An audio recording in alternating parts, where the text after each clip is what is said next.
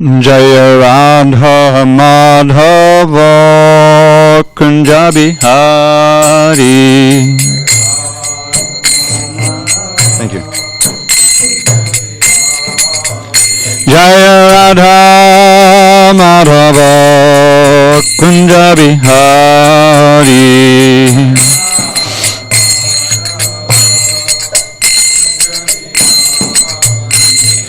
Gopi Jana Vallabha Girivaradhari.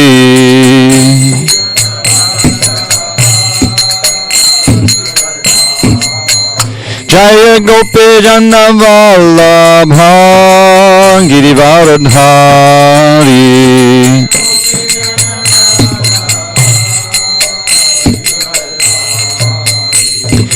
Yashodanandana Bhajana Ranjana. Yashodanandana Bhajana Ranjana. Yamunatira Vanachari. Jamunatira Vanachari. Jaya Radha Madhava Kunja Bihari.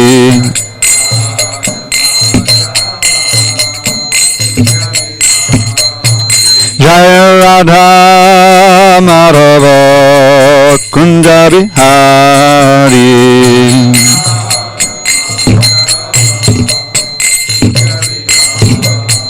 Jaya Radha Madhava Kunja Bihari.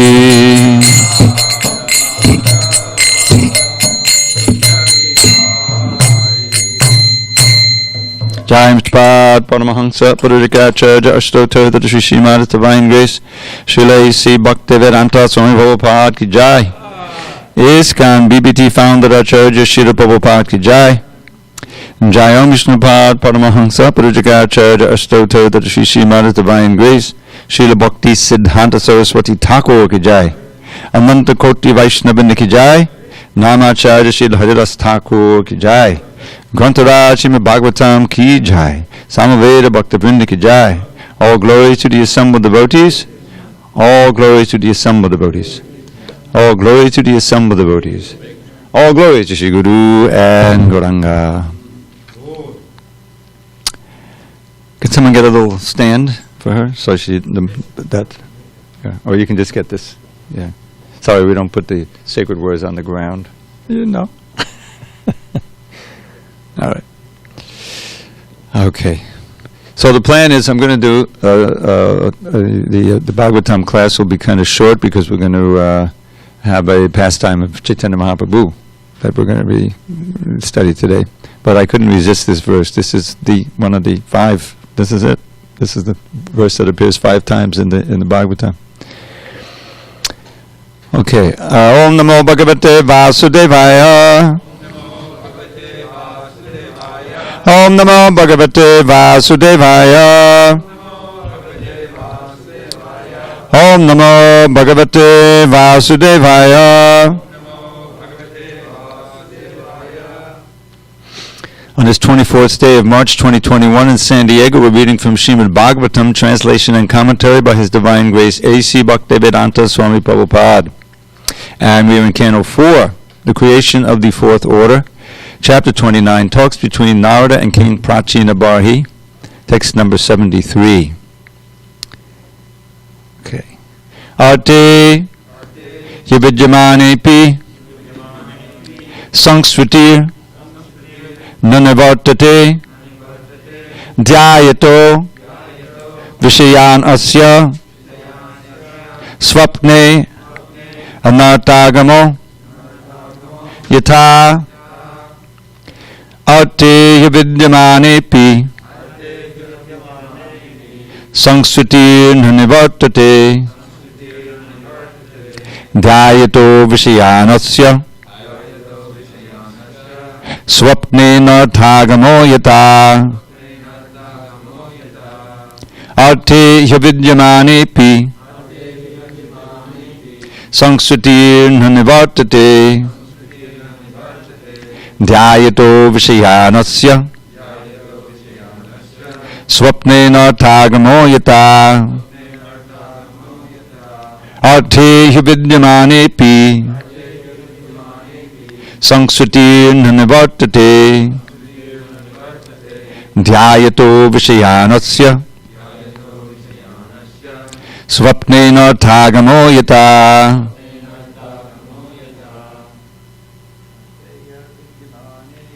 Arte hyavidyamanepi Sangsrutirna nivartate Dhyayato vishayanasya Swapnena tagamo yata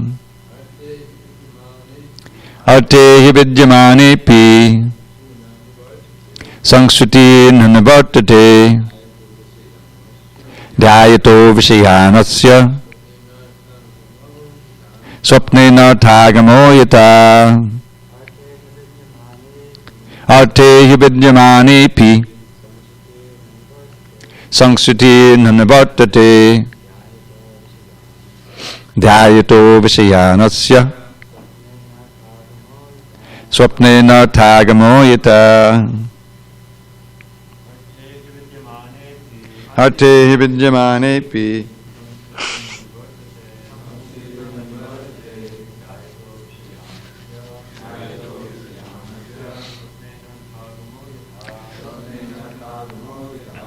Do you want to try it?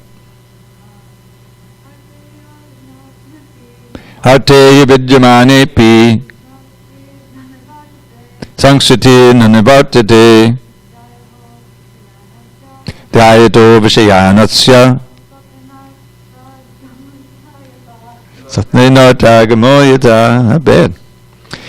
Arte, sense objects. He, certainly. Avidyamane, not being present. Api, although. Sangsritihi, material existence. Na, never. Nivartate, ceases. Dhyayataha, meditating. Vishayan, on sense objects. Asya, of the living being. Swapne, in dream. Anartha, of unwanted things. Agamaha, appearance. Yata, as. Translation. When the living entity dreams, the sense objects are not actually present. However, because one has associated with the sense objects, they become manifest. Similarly, the living entity with undeveloped senses does not cease to exist materially, even though he may not be exactly in contact with the sense objects. Purport. It is sometimes said that because a child is innocent, he is completely pure. Actually, this is not the fact. The effects of fruitive activities reserved in the subtle body appear in three concurrent stages. One is called bija, the root, another is called kutastha, the desire, and another is called palonmukha, about to fructify. The manifest stage is called prarabdha, already in action. In a conscious or unconscious state, the actions of the subtle or gross bodies may not be manifest, but such states cannot be called the liberated state. A child may be innocent, but this does not mean that he is a liberated soul. Everything is held in reservation, and everything will become manifest in due course of time. Even in the absence of certain manifestations in the subtle body, the objects of sense enjoyment may act. For example, the example has been given of a nocturnal emission in which the physical senses act even when the physical objects are not manifest. The three modes of material nature may not be manifest in the subtle body, but the contamination of the three modes remains conserved, and in due course of time it becomes manifest. Even if the reactions of the subtle and gross bodies are not manifest, one does not become free from the material conditions. Therefore it is wrong to say that a child is as good as a liberated soul. Om Jnana Timirandasya Jnanandana Shalakaya Chakshu Unmidatam Mena Tasmai Shri Gurave Namaha.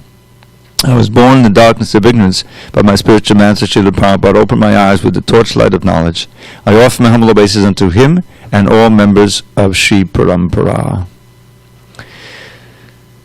So, I don't know if you recognize this, but this is the verse that appears 5 times in the Bhagavatam. In fact, it appears before in this very chapter, the exact verse. When did that happen in the Bhagavatam? Text 35, the same verse appears. And what's being discussed here is how the living entity transmigrates from one body to another. And that the vehicle of that is the subtle body, or the mind, intelligence, and ego. And so what this verse is saying is that the samsriti, this birth and death, and all the suffering attendant to it, is ultimately like a dream. It's not real because it's not temporary, because it's not permanent, it's temporary. But it certainly seems real to us, but we're reminded how even in a dream, things happen that seem very real.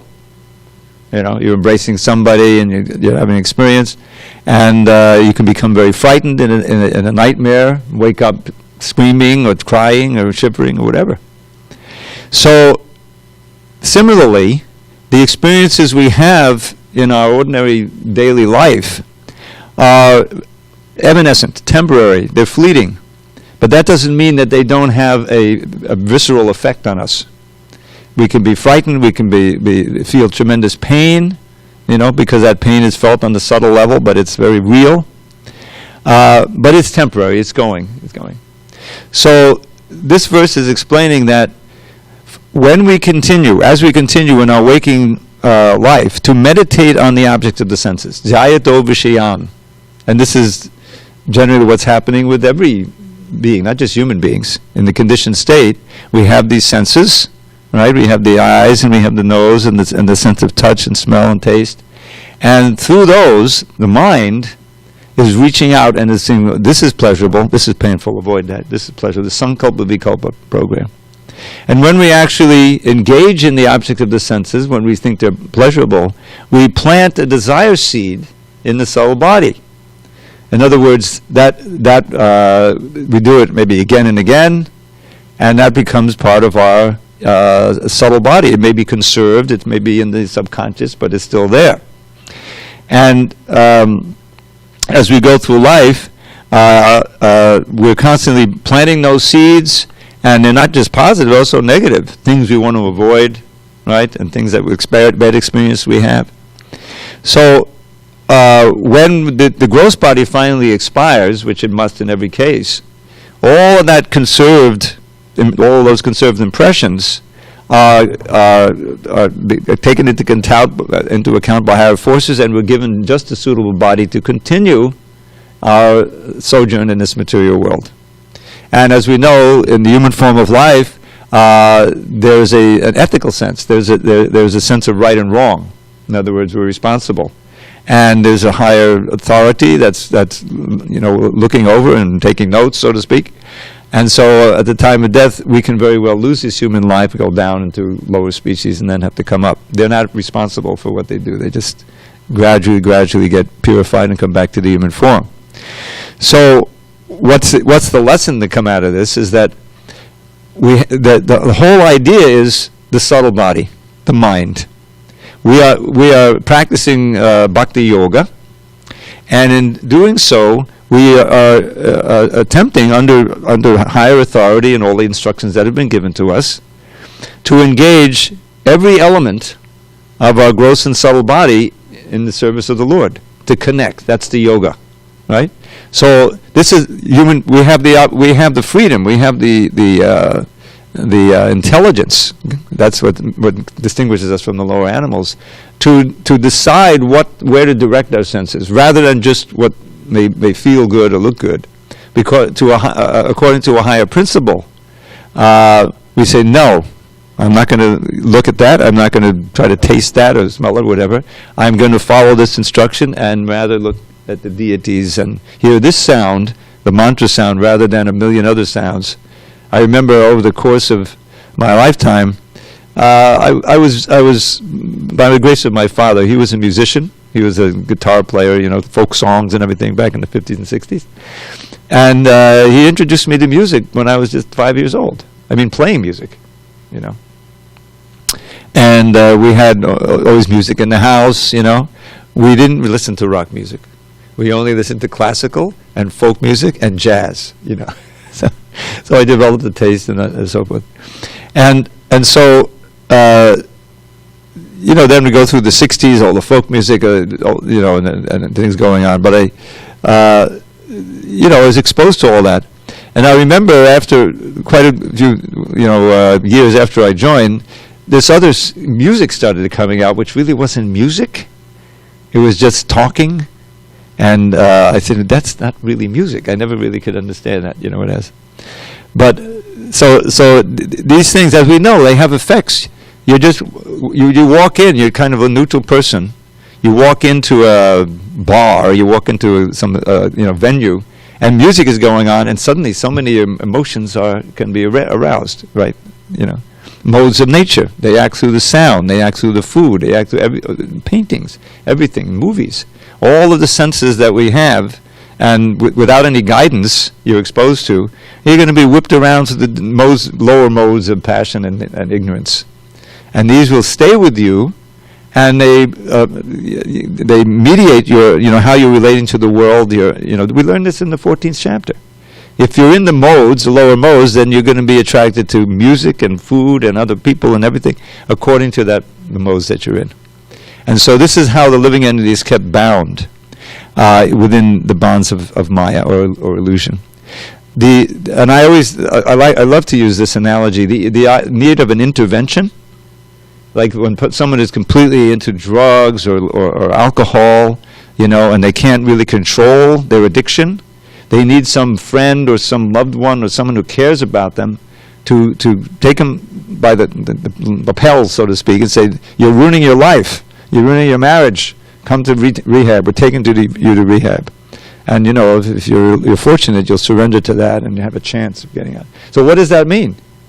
It means that someone has to enter into your life, and because they care about you, and take you to a different environment, which will change the impressions that are coming in, and hopefully you'll get the strength to avoid the addiction, the object of addiction. So in Krishna consciousness, we have a similar situation. We need the intervention, the pure devotee, or in rare cases, Krishna himself and his avatars, expansions. But mostly his trusted envoys, spiritual masters, pure devotees, to come into our lives. Just like Prabhupada, he with great courage and determination, he came to America. And when he was 69, not in the greatest health, he didn't fly. The only way he could get here was a free ride on a cargo ship, which he took, and it was very dangerous. He almost died there. And so many difficulties he encountered. You know the history if you read it. All simply to intervene in the lives of those who would be somewhat receptive, find some receptive ears, where he could begin to give them another perspective, a whole different perspective on what life is about, and also give the direct experience of the chanting of the holy name and the prasadam. Those are the main two things, and of course the hearing the philosophy. That was his program. And we know this history. He was able to plant the seed successfully, in America, and it's still growing. The Chaitanya tree is flourishing all over the world. So this verse is very seminal for understanding our situation and how we can remedy it. Because we have to stop meditating on the objects of the senses as enjoyable. We have to start seeing them as enjoyable for Krishna, and where appropriate, engaging them. Beginning with our own senses, our own hearing mostly, and then chanting, As soon as you start chanting the Hare Krishna mantra with attention, you're associating with Krishna. And Krishna is all attractive. That's what the name means. And what is it? He's attracting you away from the degrading sense objects that have been, binding us. The desire for them are like ropes that have been binding us for countless eons.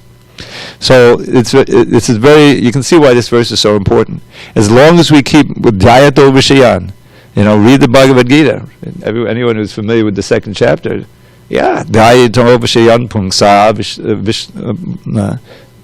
Jayato Vishayan Sangasteshu Vijayate Sangat Sanjayate Kama Kama Kodi Vijayate. There's a series.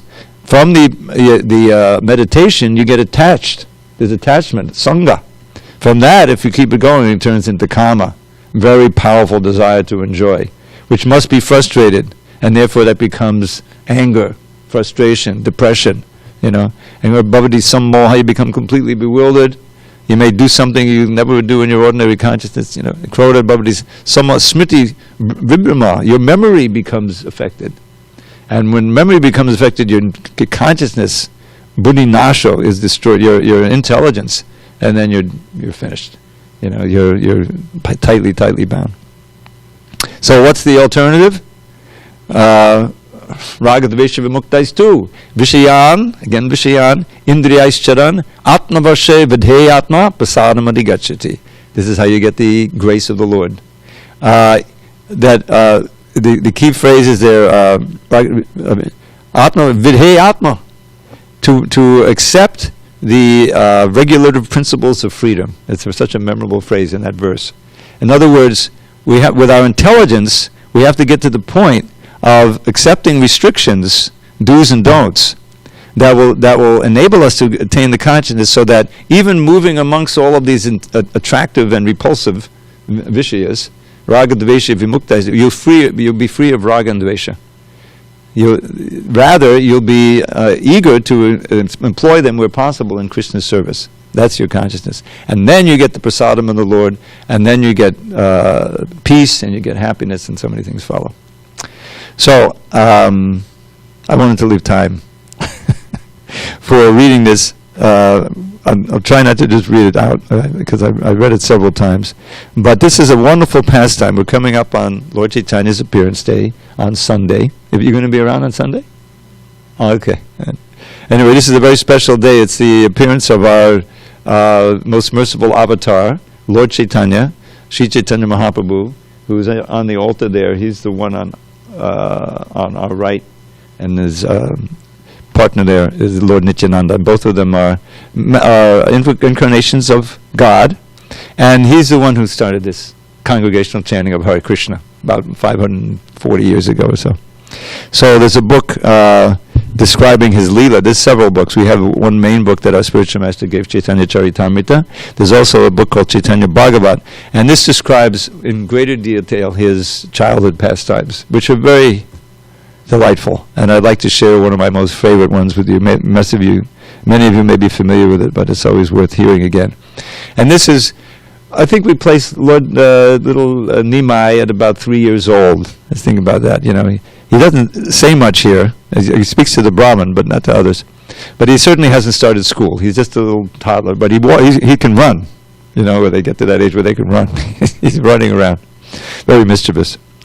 So this is from chapter 5 of the Adi Kanda. The Chaitanya Bhagavat is divided into Kandas, and the CC, of course, into Leelas. So one day in Navadvip, Jagannath Mishra's home, a very pious mendicant Brahmin wandering to various holy places. He arrived there. He was chanting this 6-syllable Gopal mantra. We were trying to figure out what that is. But Bhaktisiddhanta in his Saraswati in his comment says it has Om, Klim, and then the dative case, and ending with Namaha. So we're figuring it's like Om, Klim, Gopal, Namaha. It's got 6 syllables. So he's chanting that. That's his mantra. And he's got a little salagram Shila hanging around his neck, and a little murti of Gopal. So he's wandering everywhere. Visiting holy places, and he arrived at the house of Jagannath Mishra. Very effulgent, because he was such a great devotee. And he was constantly chanting the name of Krishna, that mantra. Kept his eyes half closed. He was always, very advanced. When Jagannath Mishra saw the effulgent Brahman, he stood up and offered obeisances. This is a lesson for us, Stand up, then you bow down. And then he received him with the proper etiquette, and washed the Brahman's feet, offered him a seat, and then he asked him, where is your residence?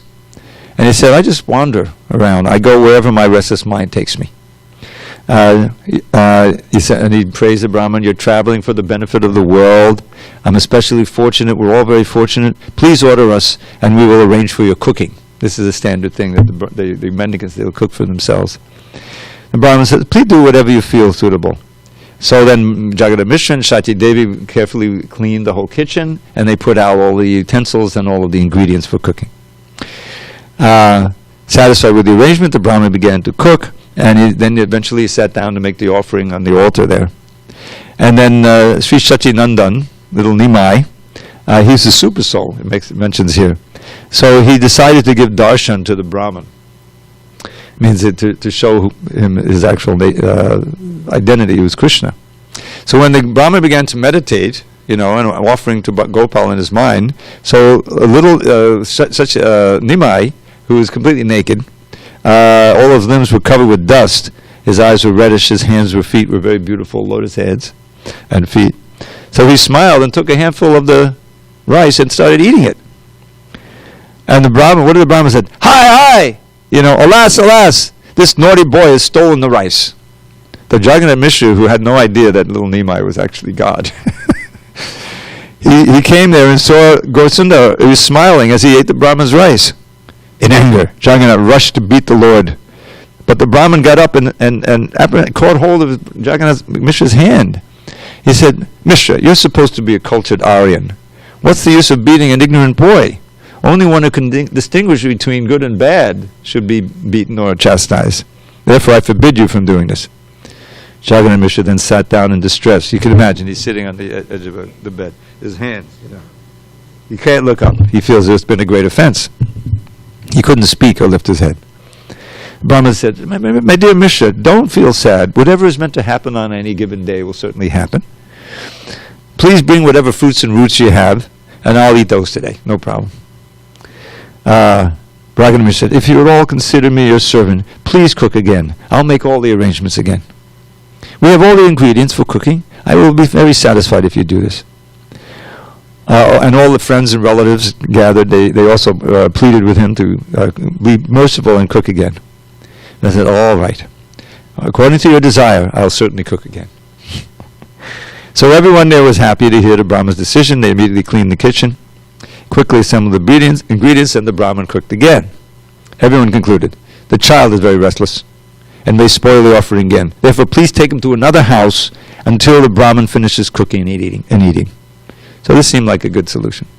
So Sachi Devi then took her little son, 3 years old, in her arms and went to a neighbor's house. Now here's all the ladies. The ladies are guarding, Listen, Nimai, you shouldn't have eaten the Brahman's rice like that. The Lord smiled with his moon-like face. He said, what's my fault? The Brahman called me. Everyone said, oh, deceitful Nimai, what will you do now that you've lost your caste? Who knows who that Brahman is? What is his caste? Where is he from? Now that you've eaten his rice, how will you maintain your caste? Because, Jagannath Mishra was like a very high Brahmin family. He was the leader of the Brahmin. The Lord smiled and said, I'm a coward boy, and I always eat Brahman's rice. How can a coward boy lose his caste by eating a Brahman's rice? Saying this, the Lord looked at everyone very innocently and smiled. In this way, the Lord revealed his identity while speaking deceptively, but by the influence of Maya, no one could understand him. Everyone laughed upon hearing the Lord's explanation. No one wanted to set him down from their embrace. So this is all the ladies, So it describes, as the Lord smiled and sat on various ladies' laps, whoever held him merged into an ocean of bliss. He's not getting much punishment here. Meanwhile, the Brahmin finished cooking again, so he sat down to make the offering. In meditation, the Brahmin called Balagopal to eat, and Lord Gaurasundar, the super soul, immediately came to know this, putting everyone into illusion. So all the ladies went into illusion. The Lord secretly came before the Brahmin with a smile on his face. Unseen by others, he then took a handful of rice and ate it as the Brahmin watched. Hi! Alas, alas! And then the Lord, he fled away.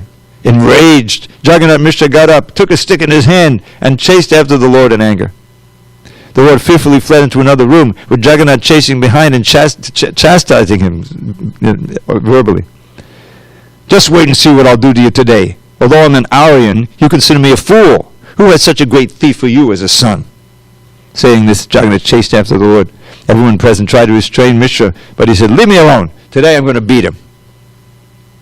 They then pleaded, oh, Mishra, you are by nature magnanimous. What kind of intelligence would you exhibit by beating him? He doesn't understand right from wrong. Whoever beats such a child is a fool. He will not learn simply by being beaten. Children are all restless by nature. Then the Brahmin mendicant hastily came there. Holding the hands of Jagannath Mishra, he spoke, listen, Mishra, the child is not at fault. Whatever is meant to happen on a particular day will happen, take place. Today, Krishna has not allotted me any rice. I'm telling you, this is my realization. Feeling distressed, Jagannath Mishra was unable to raise his head. He looked at the ground and simply lamented. At that time, the most powerful and effulgent Vishwarup came there, so the elder brother. There's no comparison to the matchless sweetness of Vishwarup's bodily limbs. A Brahman thread hung on his shoulder. He's the source of the Brahman effulgence, and though in a different form, he's directly Lord Nityananda. It's Balaram. Vishwarup is Balaram, so is Nityananda. All the purports of the scriptures are eternally manifest in Vishwarup. Thus he is always engaged in preaching Krishna consciousness. Seeing his extraordinary beauty, the mendicant Brahmin was struck with wonder and stared at him continuously. The Brahmin said, whose son is this? People said, he's the son of Jagannath Mishra. Oh, glorious are the father and mother of such a son. Vishwarup offered obeisance to the Brahmin. He then sat down, began to speak words like a stream of nectar. Whoever receives a gift like you has attained great fortune on that particular day, on that auspicious day. Although you're self-satisfied, still you travel in order to sanctify the world. It is our great fortune that we have a guest like you, but we're also unfortunate because you're fasting. If you fast while staying in someone's home, it will simply bear inauspicious fruits. I'm greatly satisfied seeing you, but I'm very sad to hear what's happened. The Brahmin says, please don't feel sad. I will eat some fruits and roots. I live in the forest, so where can I get rice? I'm accustomed to eating fruits and roots in the forest. I seldom eat rice, only when it's easily available. I've become so satisfied by seeing you that I feel as if I've eaten millions of meals. Please go and bring by any fruits, or prasadam that you have left over prasadam. I'll eat that today. But Jagannath Mishra did not say anything. He just held his head in his hands in distress. So Vishwarup, very skillfully, he said, I hesitate to speak, but I know that you are an ocean of mercy. It is the nature of saintly persons to be distressed upon seeing the sufferings of others. They always try to make others happy. So if it's not too much trouble, please cook for Krishna again. Then my family's distress will be vanquished, and we will attain transcendental happiness. So he presented that you're actually doing us a great favor by this. The Brahmin said, I've already cooked twice, yet Krishna has not allowed me to eat. I have therefore understood that he has not allotted any rice for me today. If Krishna's sanction isn't there, why should we endeavor? Sorry. One may have unlimited foodstuffs at home, but he can eat only with Krishna's sanction. If Krishna doesn't allow anything on any particular day, then even by endless endeavors, one will never achieve a thing. It's practically the middle of the night. Is it proper to cook now? Therefore, do not make any further arrangements. I'll simply eat some fruits and roots. Vishwarup said, there will be no fault if you cook. Everyone will be satisfied. Saying this, Vishwarup caught hold of the Brahman's feet, and everyone else also requested him to cook. Enchanted by Vishwarup, the Brahman said, all right, I'll cook. Everyone expressed their satisfaction by chanting the name of Hari. They then quickly cleaned the kitchen and brought all the ingredients for cooking. Third time. The Brahman then began to cook, and everyone escorted Nimai to another room. Jagannath Mishra sat in front of the door where the child was detained. Everyone said, lock the door from the outside so he can't get out. Jagannath, yes, that's a good idea, Jagannath said. Thus Jagannath Mishra and the others sat outside after latching the door. From inside the room, the lady said, don't worry, Nimai is sleeping now, he won't do anything. As they guarded the child in this way, the Brahmin soon finished cooking. The pious Brahmin prepared a plate for offering and then sat in meditation to offer the food to Balagopal. But the super soul, Sri Sachinandana, knew everything. He had already decided to give darshan to the Brahmin.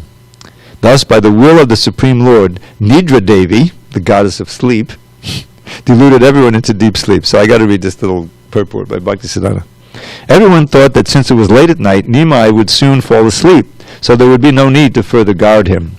By the will of the Supreme Lord, however, just the opposite happened. Everyone in the house fell asleep by the gentle touch from the tip of Nidra Devi's sari. So they're all asleep and he's ready to go. So Sri Sachinandana then went to the place where the Brahmin was making his offering. Upon seeing the child, the Brahmin cried out, "Hi, hi! Alas, alas!" But no one heard him, for they were fast asleep. They were all fast asleep. The Lord said, "O Brahmin, you are indeed magnanimous." Now he's speaking. Is it? 3-year-old boy speaking philosophy. "O Brahmin, you are indeed magnanimous. You call me, so what is my fault? You chant my mantra and invite me, so I can't resist coming to you. You always desire to see me, so here I am." So now, this is amazing. He shows himself. At that time, the Lord exhibited a wonderful 8-armed form to the Brahmin. 8 arms. He held a conch shell, disc, club, and lotus flower in 4 hands. In one hand he held a pot of butter, from which he ate with another hand. Then with 2 other hands he played the flute. He was decorated with the mark of Shivats, while the Kaustubha gem and a jeweled necklace hung upon his chest. All his limbs were decorated with jeweled ornaments. His head was decorated with a garland of fresh gunja seeds and a peacock feather. His moon-like face was beautified by his red lips. The Lord smiled as he rolled his eyes. His Vaijayanti flower garland and shark-shaped earrings swayed to and fro. His lotus feet were adorned by jeweled ankle bells, and all darkness was dissipated by the shining of his toenails. The Brahmin also saw the abode of Vrindavan filled with wonderful kadamba trees and the chirping of various birds. He saw cowherd boys and girls in all directions. Indeed, whatever he had meditated on, he saw manifest before him. Now, just a note, Bhaktisiddhanta Saraswati Thakur, in his commentary, he says that he first showed those 4 arms of Narayan with conch, club, etc., and then those turned into the 2, 4 arms of Krishna, which he did, played the flute and ate the butter. But be that as it may, it's an amazing sight. Seeing the extraordinary opulence, the pious Brahmin fell unconscious with ecstasy. Lord Gaurasunda, the ocean of mercy, then placed his lotus hand on the body of the Brahmin. By the touch of the Lord, the Brahmin regained consciousness, though in ecstasy he remained inert and unable to speak. The Brahmin repeatedly fell unconscious to the ground and then got up in great jubilation. His body shivered and perspired, and his hair stood on end. The flow of tears from his eyes was like the Ganges. The Brahmin then caught hold of the Lord's lotus feet and began to cry loudly. Seeing the Brahmin's humility, Lord Chaitanya smiled and addressed him. The Lord said to him, "Please listen, O Brahmin. You have been my servant for many lifetimes. You always desire to see me, therefore I have come before you. In a previous life, I gave you darshan at the house of Nanda Maharaj. Don't you remember? When I appeared in Gokula, you also joyfully visited the various holy places. By providence, you became a guest one day in the house of Nanda Maharaj. At that time, you offered rice to me in the same way, and after I ate your rice, I showed you the same form. In this way, you've been my servant birth after birth, for other than my servants, no one can see this form. I have thus disclosed to you the confidential topics that should not be revealed to anyone under any condition. As long as I remain in this incarnation, you should not tell anyone the secrets that I have told you. Otherwise, I will kill you." Whoa. "I have incarnated to inaugurate the Sankirtan movement, and I will preach this process of chanting throughout the world. I will freely distribute the love and devotion that is desired by Brahma and others each day." I wanted to read this one line from this commentary of Bhaktisiddhanta, the previous verse, where he says, "I'm going to preach throughout the world." Some people say that Gaurasunda did not inaugurate the chanting of the holy names in his childhood. After he accepted initiation from Ishvara Puri, he performed Sankirtan and acted the pastimes on various occasions. Thereafter, as a Parivrajaka, the Lord personally preached in the various parts of India, and is having, and will have his servants preach the glories of Lord Hari all over the world. He knew Prabhupada would come. "I will freely distribute the love and devotion that is desired by Brahma and others to each and every house. If you remain here for some time, you will see many such pastimes, but don't disclose these things to anyone. In this way, after mercifully pacifying the Brahmin, Lord Gaurasundar returned to his room. The Lord then returned to sleep as a child, and by the influence of Yoga Nidra, no one awoke. The Brahman's entire body was filled with ecstasy after seeing that wonderful manifestation of the Lord. He smeared the rice all over his body and began to cry as he ate. He then danced, sang, laughed, and repeatedly cried out, Jai Balagopal! Everyone woke up by the loud cries of the Brahmin. Now, the spell is over, so he's wake up. Who then controlled himself and washed his hands. Seeing that the Brahmin had eaten without disturbance, everyone was greatly satisfied. The Brahmin thought, perhaps I should disclose to everyone what has happened so that they may be delivered by coming to know the Supreme Lord. The Lord who is sought after by Brahma and Shiva has advented himself in this Brahman's house. Let me tell them that this very child is the Supreme Lord so that they may be delivered. But the Brahmin feared breaking the Lord's order and therefore didn't disclose the incident to anyone. After recognizing his Lord, the Brahmin secretly remained there near the Lord in Navadvip. He would beg alms here and there and come daily to see the Lord. One who hears these wonderful topics that are confidential to the Vedas certainly attains the lotus feet of Krishna. So there's one question, if anyone can answer this. This is obviously was a very, very confidential and secret pastime. And the Brahmin was warned not to disclose it to anyone, and he didn't disclose it. So then we have to ask, okay, well, how did Vrindavan Das Thakur get all the details like this? And I don't know. His Vyasadeva was obviously revealed to him. So that's the pastime I wanted to share with you. Any additions, subtractions, comments? Hare Krishna. We can continue this week. I'm sorry? Tapas, you there? Maybe I have to say magic word, Dandavat Pranams. Dandavat Pranams. So, any questions or comments? I don't see any questions. Everyone. I see the comments from Mahatma Devi Dasi. She said, all glories to Delhi Srimad Bhagavatam class. Okay. Prabhu? I have a question, Prabhu. Yeah. So, you said Belt it out. You said he showed the forearm or the 8-arm form, right? Is it similar to how he showed like in a child, like a baby form, like how he showed to Mother Devaki and Vasudeva? Well, that was a forearm for him. But he was like a child, and you said Yeah, I mean, according to the text of the Chaitanya Bhagavat, the 8 arms were there, you know, with the four with the standard paraphernalia, and then the other 2 manifesting eating the butter and playing the flute. But according to Bhaktisiddhanta Saraswati, I think it's because there's a little mixture of rasabhas. He's saying, I'm not sure. You know, you got the magnificent Vishnu form there, and then you got Krishna.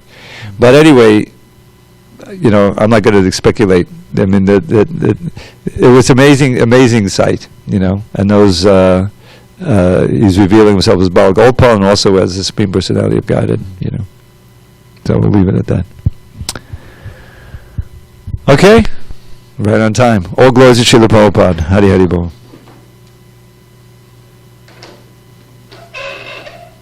Oh, wait a minute, before we adjourn. There's one verse I shared with Vijendrananda Pradura. I want to share with you. You may not have heard this one. Sarvabhauma Bhattacharya, when he saw the 6-arm form, right, Lord Chaitanya, then he wrote, he was in ecstasy, so this is the Supreme Personality of Godhead. He wrote 100 verses, like the wind, just like Keshava Kashmiri wrote, right? Great Sanskrit scholar. And one of them is very, I especially memorized many years ago. And this is a nice verse. It's sweet. Hare Krishna Rama Nama Gana Dara Karinim Shoka Moha Lobha Tapa Sarva Vignanashinim Parapanna Lubna Bhakta Vrinda Bhakti Dahinim Gaura Murtam Ashu Naumi Nama Sutra Dharinim. So Hare Krishna Rama Nama Gana Dana means he made a gift of the song of the Hare Krishna mantra for everybody. And those who take that gift, chant the mantra, hear the mantra, Shoka Moha Lobha Tapa, all lamentation, illusion, bewilderment, greed, all of these vignas, they're destroyed. All of these negative things are destroyed.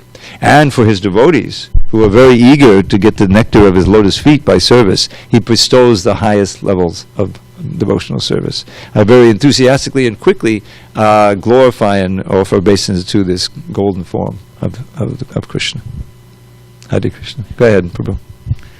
I wanted to reread the verses with the manifesting the forearms with the symbols of Vishnu. Okay. And reflect on it. And in Vaikuntha, there is no parental ras. So Right. it's not like you're asking, if you're asking the form that Krishna showed to Vasudeva and Devaki, was that a little child with four arms? No, that would be Vishnu with his four arms. So to ask, is that the same form? In essence, it is a Vishnu form with the four symbols of in the text of the Bhagavatam, like, we can discuss this. It does say that it's a small form with those four arms, believe it or not. does. Despite the painting. I know, we got that famous painting, and then he goes into the... Yeah, I'd love to hear or see that. Yeah. But anyway, but you're right, there's obviously no, in Vaikuntha, there's no parental ras. You know, he's just all in reverence, master. Okay, let's enjoy. All glories to Srila Prabhupada. Hari Hari Bol.